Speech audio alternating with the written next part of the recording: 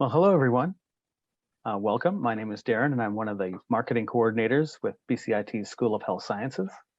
And it is my pleasure to welcome you to the Health Sciences Information session for the Cardiology Technology program. First, I just want to say how happy we are to see you all, and thank you for attending our presentation today. I want to let you know that you can feel free to post your questions or comments into the chat during the presentation. And if everyone could please keep your microphone and video turned off until the end of the presentation, that'll help us reduce connectivity issues and interruptions, and that will be greatly appreciated. And just before we get going, the British Columbia Institute of Technology acknowledges that our campuses are located on the unceded traditional territories of the Coast Salish nations of Squamish, Tsleil-Waututh, and Musqueam. And if everyone could just take a moment to appreciate the Indigenous land that they live on and work and play, that would be great.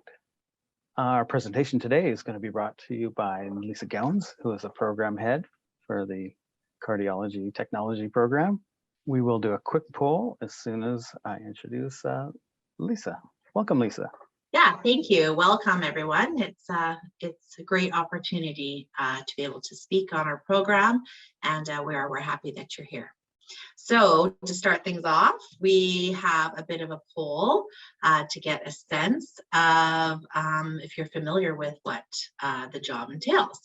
So the question is, what does a cardiology technologist do? Do they work with patients of all ages? Do they do cardiac ultrasounds? Do they get to troubleshoot equipment issues and solve problems? Or do they have fun moving through all areas of the hospital?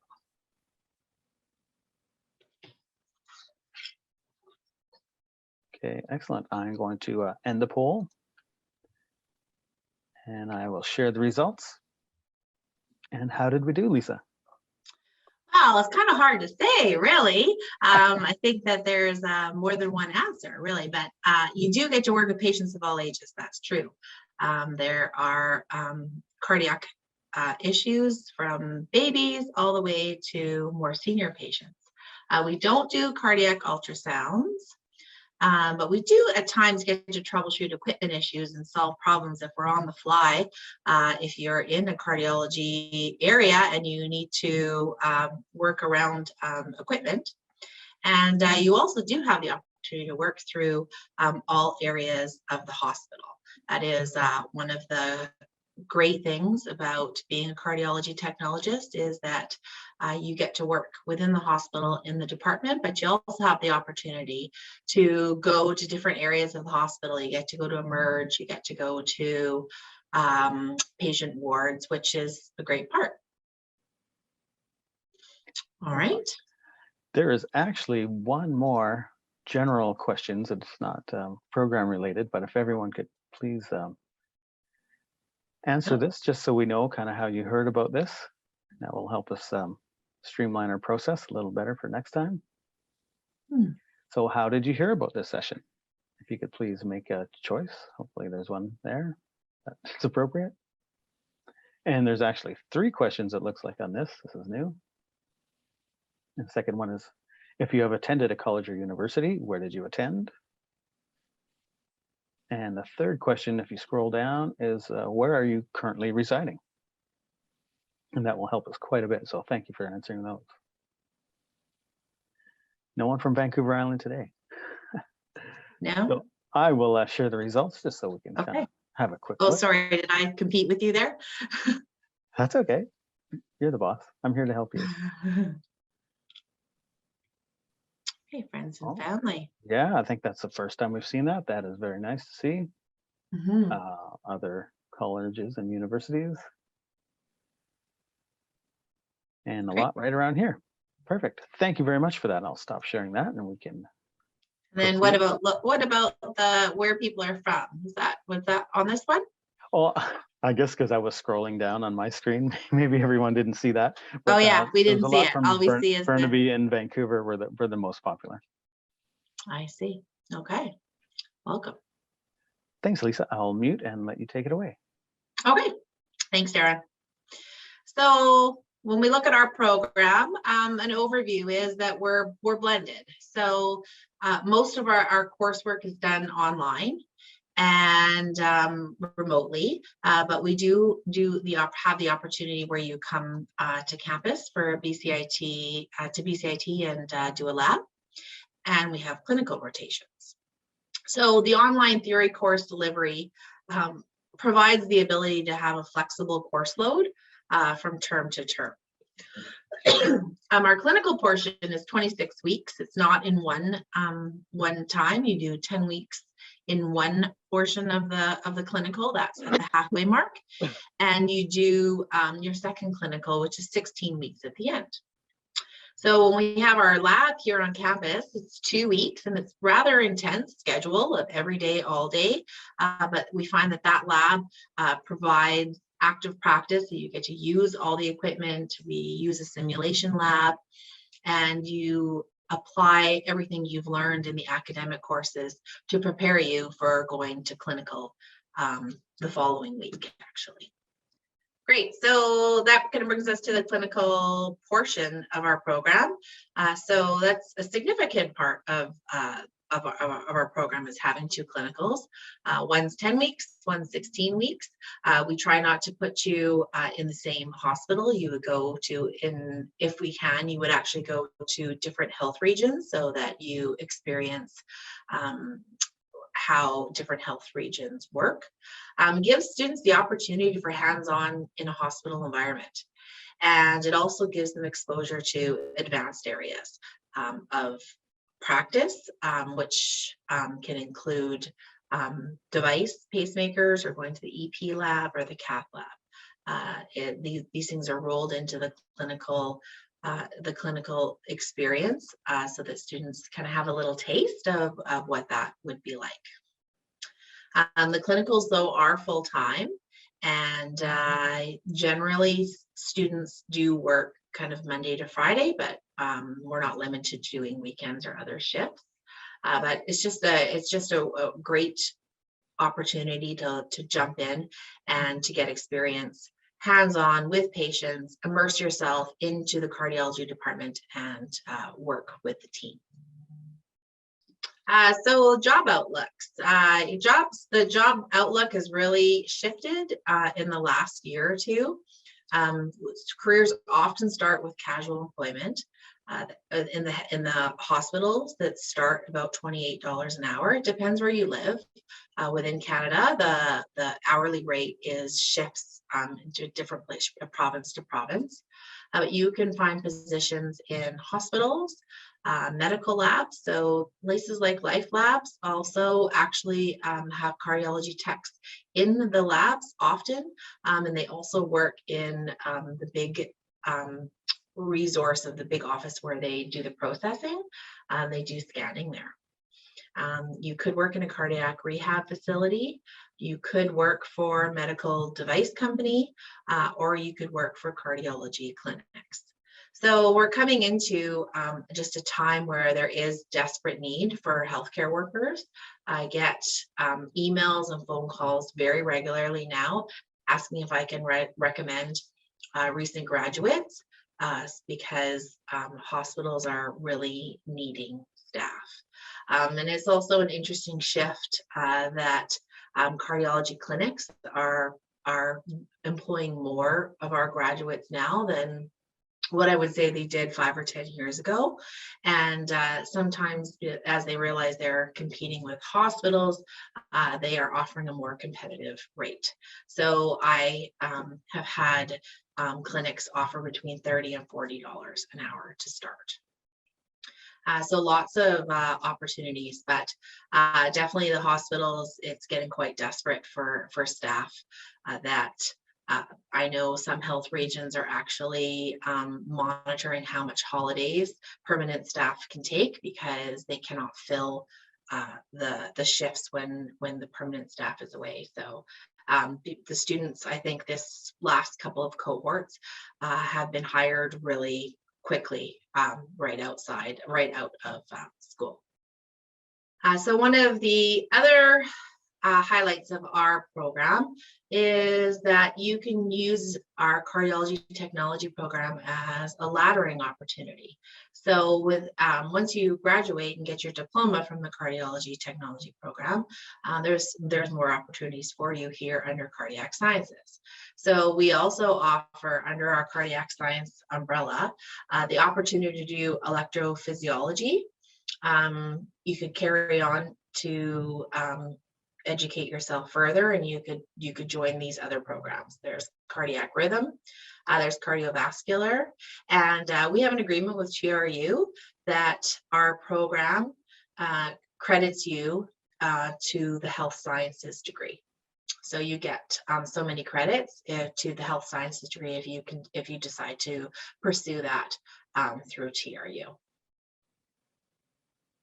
So it's a nice way that you could graduate and you could work for a while, and then you could consider doing another program later on down the road. So you have more doors later on if you wanted to. Okay, so this is my pleasure to introduce Rachel, who is a student who just graduated this past year, and she was kind enough to give us a little time to tell you a little bit about her experience with our program. So Rachel? Hey everybody, can you hear me okay? Yes. Perfect. Well, I apologize, I'm just at work right now. Yeah, so I remember when I first heard of the program, my doctor actually told me about it, and I thought, what the heck is that? I never heard about it before. So I went and looked it up, and oh, I'm so glad I did because it's very cool.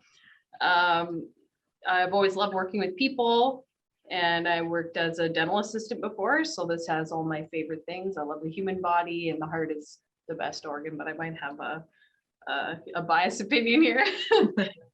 So I ended up taking the program full time, which was more manageable than I initially thought because the instructors and staff at BCIT are amazing, very supportive. So that was awesome. And then the job opportunities are endless. So like Lisa said, I finished the program in December. We have to do a board exam to receive our credential.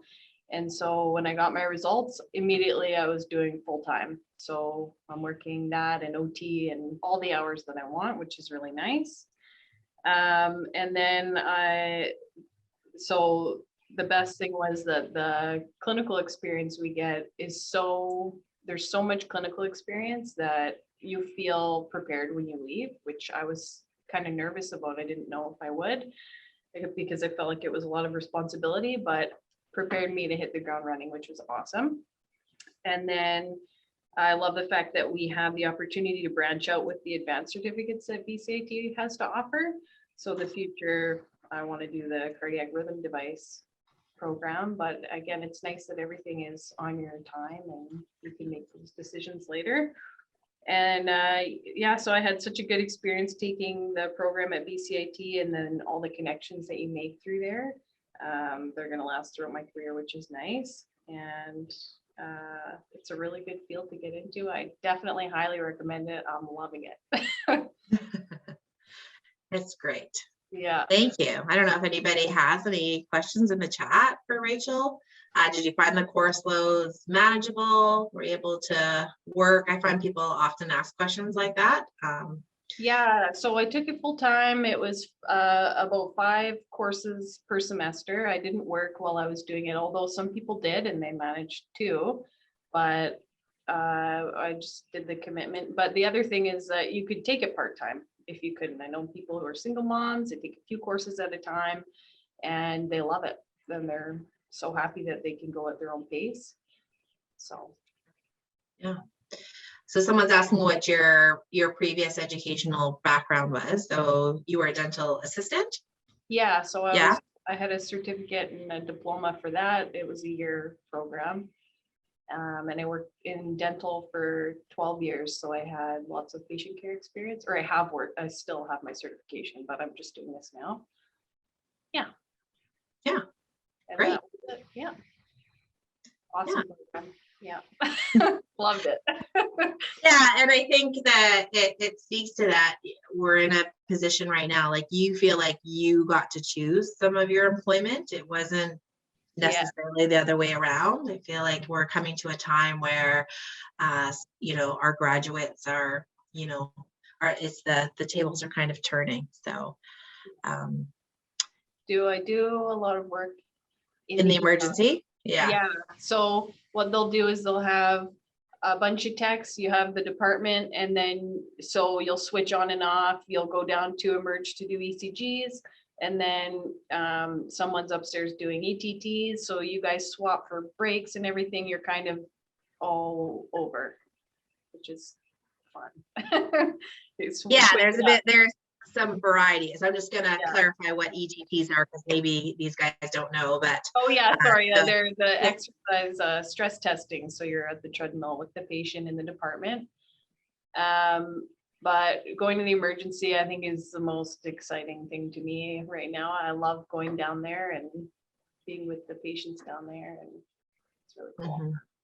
It is, and every hospital does things differently of the rotation. So you might have a whole day or a whole week that you work in emerge, and then there's other hospitals that break it up during the day. So you might be doing emerge ECGs for part of the day, and then you do something else in the department in the afternoon. So it's nice that you have the opportunity for a variety, so you don't get bored.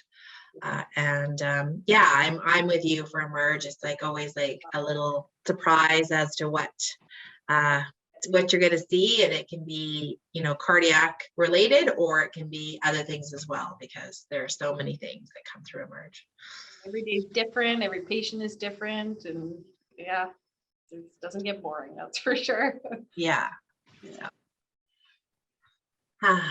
All right, is there any questions anymore directly for you, Rachel?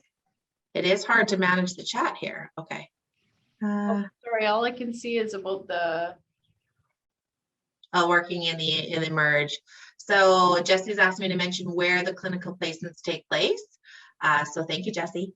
That they take place in hospitals. So we have a couple of private places that is new for us in the last year, but one of them is in Calgary and one of them is in Ontario. But if you're looking here locally, we use almost all hospitals within Vancouver. So you could be placed at Chilliwack. Rachel works at Abbotsford. She did a clinical in Langley, all the way to Lionsgate or Richmond. Okay.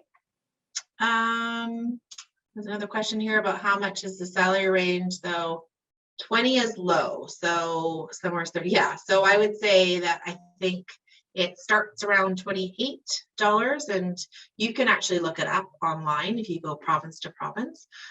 It's pretty standardized in the hospital for a health region. So around 28, and like I was mentioning, I have private doctors now offering more than that. So I just did a posting for starting at $40 an hour. Okay. Should I answer a few more of these, Darren, or should I wait till the end? I think we should wait till the end, just because that was really, really good. And I just want to say how much we totally appreciate Rachel taking the time to speak to us and giving like a real day in the life of scenarios and what her experience was like. That is excellent. Thank you so much, Rachel. So grateful for that. And I think you guys are both off the hook for a bit, and I'm going to take this time to go through some admissions information, and then we'll get to the Q&A after that. Okay, great. So thank you very much. That was excellent. Thank you, Rachel. Thanks, Rachel.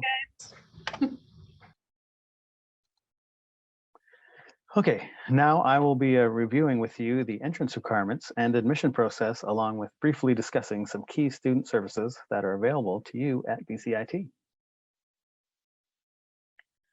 The Cardiology Technology Diploma has 2 intakes a year, and the department will select applicants after the deadline dates. So as you can see, there's 2 application periods. One's from January 2nd to April 30th.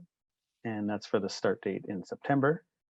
And then there is July 15th to October 1st for the January start date. And the program length depends on the number of theory courses taken each term. You need 6 to 9 credits per term, approximately 3 to 5 years to complete, and 12 to 18 credits per term, approximately 2 years to complete. Students are strongly recommended to complete all requirements within 5 years to be successful on the National Cardiology Technologist exam. Okay, filling out the online application is relatively straightforward. Once the application opens for each cycle, you can log in and review the online application. You can work on filling out the application at your own pace. It does not go to admissions until you pay the application fee. The date you apply does not have an impact on the application. You have until the application deadline date to submit your application. That's a lot of applications. Regarding the application process, you will firstly review all entrance requirements and the application processing dates. You will then upgrade if necessary. BCIT does offer upgrading courses in many subjects. Program advising can assist you with that. And then assure that when you apply online, that you have all your required documents, such as transcripts, ready to scan and upload as PDF files. bcit.ca/admission will guide you through the step-by-step application process. Once you are ready to apply online, you can visit bcit.ca/apply, and the application fee for domestic students is currently $90 Canadian. The application process takes place entirely online. Therefore, you will need to convert your official transcripts and any additional documents you may require into PDF files. I didn't mention the Casper test, but I think we will definitely, oh, I see that Aaron has miraculously put the excellent link in the chat for anyone who needs more information on Casper, which is a mandatory test, and it's at takealtis.com. So definitely check that out. There are a demo that you can do to run you through before you actually take the test, because it's not like a test you can study for. So it just needs a little explanation, and it's very scenario based, and just to see how you think. Now let's review the requirements. The required entrance requirements. It sounds redundant. You need proficiency in speaking and listening, 2 years of full-time education in English in an English-speaking country or equivalent test or course. English Studies 12 at 73%. Pre-Calculus 12 at 67%. Anatomy and Physiology 12, but 67%. There's Physics 11, 67%. Chemistry 11 at 67%, and the Casper test. And there is a mandatory application questionnaire. Preference will be given to applicants with these preferred requirements: related volunteer and/or work experience, a demonstrated interest in the field, post-secondary education, and consistently good grades in previous education. There are test course options for meeting entrance requirements. Please contact Program Advising for assistance. And the mandatory applicant questionnaire is your opportunity to highlight any non-academic experiences you have that will strengthen your application, as well as to highlight your skills and abilities. As I briefly mentioned, the Casper test is an online test, and it will utilize everyday scenarios. A moral dilemma is presented to the test taker. There's no right or wrong answer. It's just how you answer that's important. You cannot really study for this test, and this is not a knowledge-based test. However, there's a full 12-section sample test available online. I recommend checking that out. And the test is free of charge to use, so definitely worth your time. There's a lot of information on the Casper site or the Altis site to help you prepare for the exam, so please spend some time reviewing the information. It's definitely worth it. As mentioned, as part of the online application, you'll need to upload documents for a timely assessment to be completed. Your transcripts and documents, there you go. You can download official digital transcripts, or you can convert your transcripts and documents to PDF files. Information on how to convert documents to PDF files is available on our website. For example, you can scan or take pictures of your official transcripts and save them as PDF files. Just make sure they're very much in focus and clear to read. And please ensure you upload all requirement documents to minimize delays in application processing. And if you are a BCIT student, the official transcripts are not required because they will already have those. Thank you. So the admissions process. Admissions reviews the applications to ensure requirements have been met. And then admissions forwards completed applications to the cardiology department. After application deadline date, cardiology department shortlists and selects applicants. Then admissions will send acceptance letters, and then you pay the commitment fee. Currently, the commitment fee is $500. From the service areas, here are some other important student supports that I'd like to mention. Sorry about that. BCIT is committed to providing assistance to students with permanent or temporary disabilities. If you have been accepted to a program and believe that you may need accommodation to be successful, I encourage you to connect to our Accessibility Services Department. The Counseling and Student Development Department are available to help enhance your education performance and maximize success as a student at BCIT. They've been offering virtual and phone appointments presently. Each department moving forward will determine how they will offer services in the fall. I actually could probably skip that because I think everything is back to normal, but please check ahead just in case I'm mistaken about that.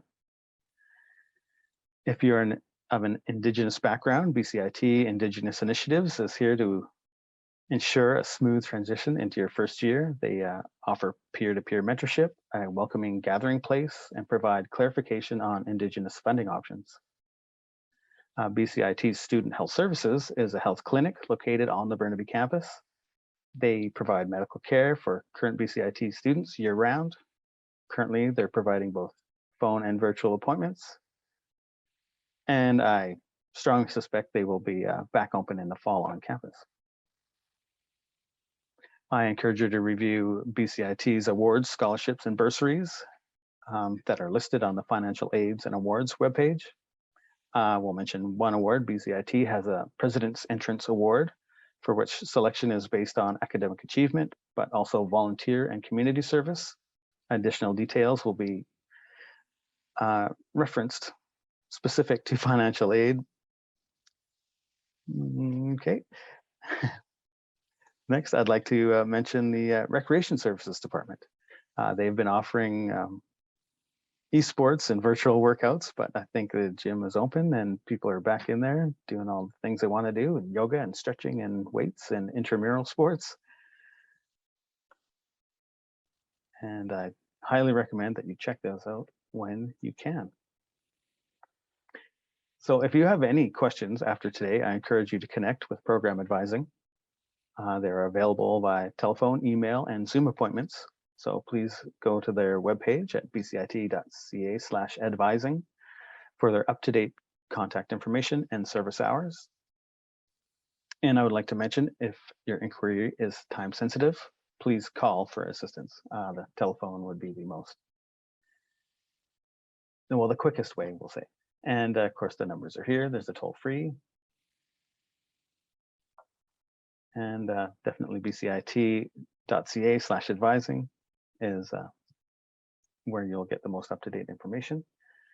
And we'd also hope that you would want to stay in contact with Health Sciences. And you can find us on Facebook, Twitter, Instagram. We have a great YouTube channel with all kinds of other info sessions and things on there for you to watch. And of course, LinkedIn. And there's more on the bcit.ca website about spend-a-days and big infos and tours. Hopefully those are getting up and running these days. And that will bring us to questions and answers. So I have not been keeping my eye on the chat. So hopefully you guys have some excellent questions for us. And we have some knowledgeable people here to help you answer those. So I just noticed a little bit of questions about the clinical and the hours. So I just thought I'll jump in there and talk about that. So each hospital department runs a little bit different. So when we just saw Rachel, at her hospital that she's working at now, they do ECGs outside of the sort of Monday to Friday, 8 to 4 hours. But they do scanning. So they scan patients' heart rhythms on computer software. And in many facilities, that's done in the evenings or even on night shift. So depending on how the hospital rotation works, you have to be familiar with and competent in all of the areas. So it's potentially you would have to work outside of sort of standard Monday to Friday, 8 to 4 when you're in clinical. I would say most of the hospitals, though, do most Monday to Friday during the day, and they might have a rotation a week here and there where you go outside of that time, and that could be afternoons or it could be nights. Is there other? Doesn't look like a lot. Sorry. Go ahead, Jesse. I was just gonna say, it doesn't look like a lot of other questions. It looks like there's one that's just been punched in now, but trying to respond to some in the public chat and others directly to the individual. I was gonna comment that further to looking into Casper, one of the things that commonly comes up is that Casper will have several test dates that are associated with each application period. And there are occasions where a final, like a last testing date for a certain intake falls after the application deadline. So it's just important to keep note of the distribution date that's listed on the Casper website and make sure that you've submitted a complete application prior to the application deadline associated with BCITs on the BCIT website for the program. And then make sure that Casper's distribution date for the test that you're planning to take falls, essentially the testing date you are able to arrange is before that distribution date for the intake. So, just because that comes up fairly often. Yeah, that does come up fairly often. So, and they do offer lots of different dates. I did have a few people this term that were planning on applying and missed their Casper test for whatever reason, and they kind of left it to near the end when the cutoff was, and so they're going to have to apply for the next term. So they just populated the dates for the next few months, and there are a fair amount of dates, but considering you can't study for it, you might as well just hop on and get it done. Excellent. Thank you, Lisa. There's a couple of short ones. I'm not sure if they were answered. Okay. One is your online class online or offline? So I guess that means is it like a live class, or do you just do it online at your own pace? Right, so that's a great question. Thank you. That we do an online platform, but many of our courses do virtual class time to sort of stay aligned with being flexible. There's not a lot of them. There's maybe between 3, actually even some courses only do 2 to 6 different sort of live classes. And those are delivered through our OnLearning platform, but you don't physically come here to campus. But there is times where you come together virtually to share with your class. And also just to take note that sometimes they think that when we talk about online learning, students interpret that as that being that they get all the course content and it's sort of do it at your own pace, self-paced. Our program isn't like that. So it is, each week has specific modules or has assignments or quizzes you need to do to keep students on track. We found through, many years of experience that it helps maintain the flow so that everyone's learning at the same level. So just to know that that it's not self-paced, it is online, and many of our courses do have virtual classroom time. Excellent. Thank you, Lisa. And I believe this is related to the clinical. Do you need to cover night shift too? A very few sites do night shift. So we have about 35 hospitals across Canada that take our students in clinical placements.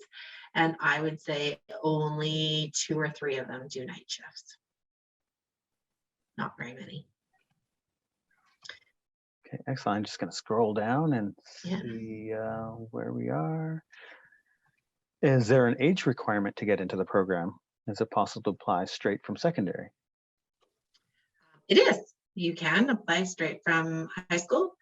I would say the majority of our applicants tend to have a little bit of college or something underneath in their past experience, but there's nothing stopping you from applying. Excellent. How many students do you accept each term? That is, yeah. Oh, there we go, Jesse, 15 to 20. Okay. Oh, you guys see, you're way ahead of me. Yeah, all right. Jesse's answered almost everything. It can vary from my understanding from the notes that we have from chatting with the department in the past. And so you can have an intake that accepts 17, you have an intake that accepts 24.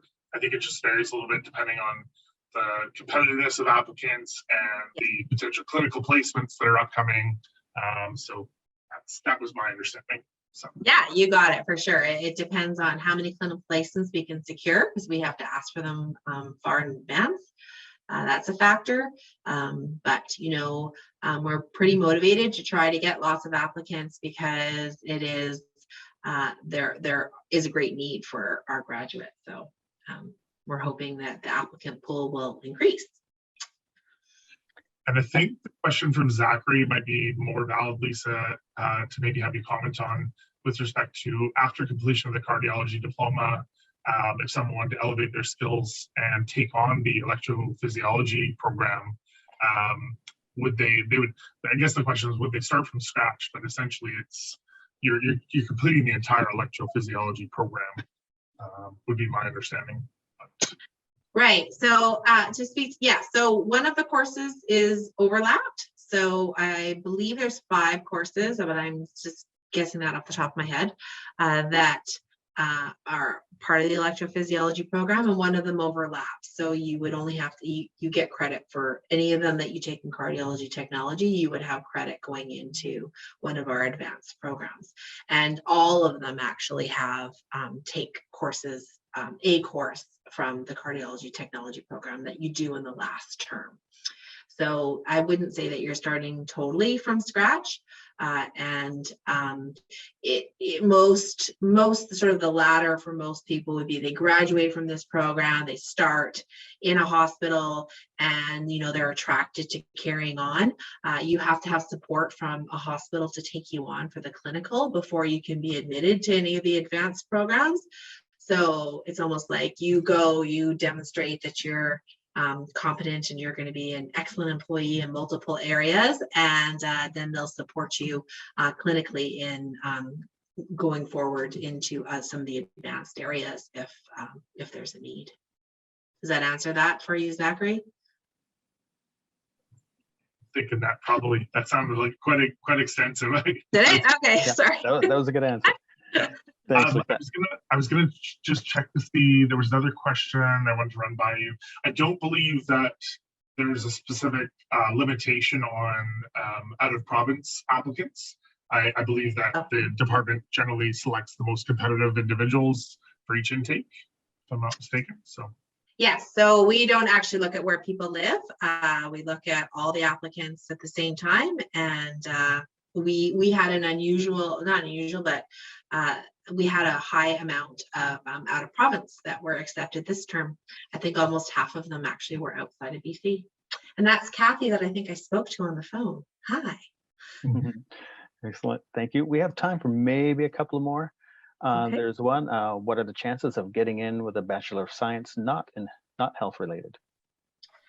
Yeah, so we do have a fair amount of students that are applicants that apply that do have.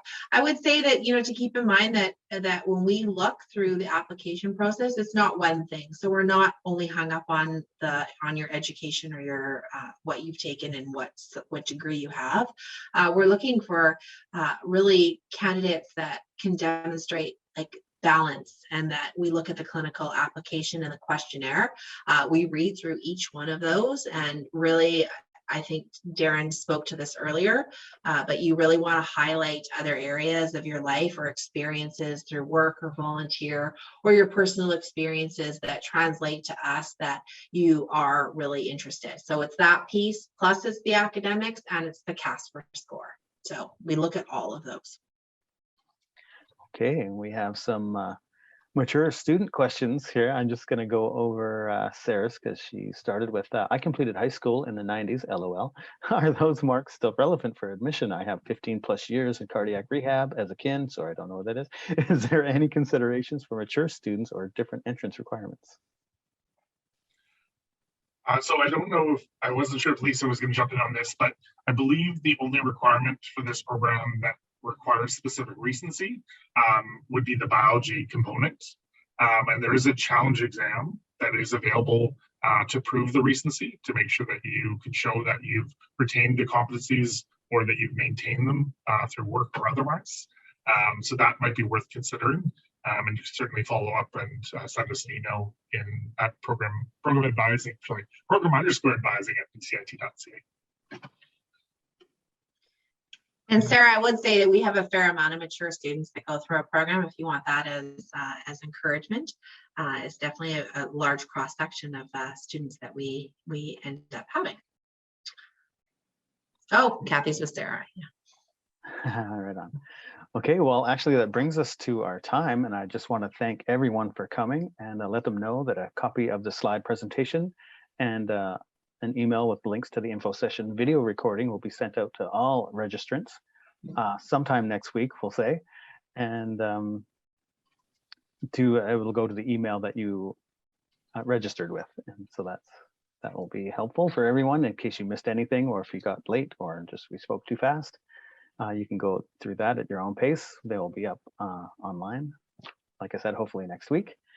And I definitely want to thank you all for being with us today, and wish you all the best in your future health sciences endeavors. And hopefully we'll see you around campus. So have a great night, and thank you again for coming out. That's great. Thank you.